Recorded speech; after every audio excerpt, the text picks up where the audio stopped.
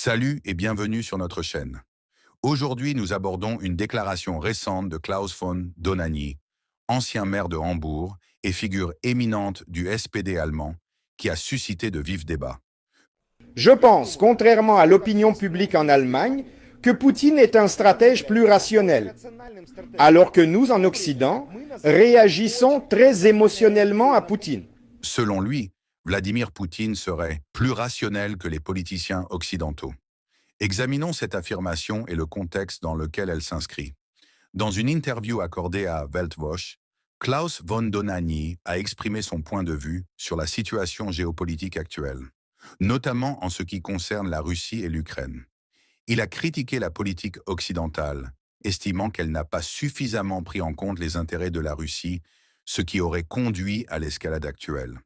Selon lui, Poutine agit de manière rationnelle en fonction des intérêts de son pays, contrairement aux dirigeants occidentaux qui, toujours selon von Dohnanyi, n'auraient pas su anticiper les conséquences de leurs actions. Cette déclaration a provoqué de nombreuses réactions en Allemagne et à l'international. Certains soutiennent que von Dohnanyi soulève des points pertinents sur la nécessité de comprendre les motivations russes, tandis que d'autres l'accusent de justifier l'agression russe en Ukraine. Il est important de noter que von Dohnanyi avait déjà, dans son livre publié en janvier 2022, mis en garde contre une possible guerre en Ukraine si les préoccupations sécuritaires de la Russie n'étaient maintenant pas prises en compte. Je pense, contrairement à l'opinion publique en Allemagne, que Poutine est un stratège plus rationnel, alors que nous, en Occident, réagissons très émotionnellement à Poutine.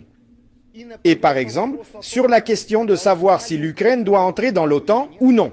En fait, nous n'avons fait aucune évaluation. Qu'obtenons-nous vraiment de cela? Est-ce vraiment raisonnable? Cela nous aide-t-il? L'Ukraine ne pourrait-elle pas être protégée d'une autre manière? Pourquoi devons-nous franchir cette ligne rouge aux frontières de la Russie? Nous n'avons jamais vraiment compris cela.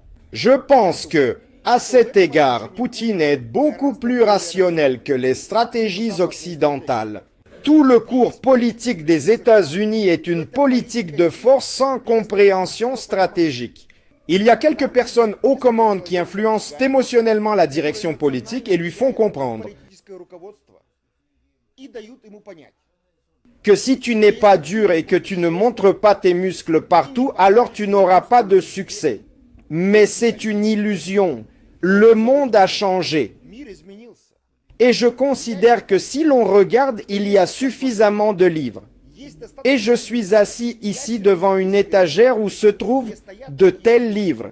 Il y a donc suffisamment de livres qui montrent que les Américains ont fait la politique étrangère la plus stupide qu'on puisse faire.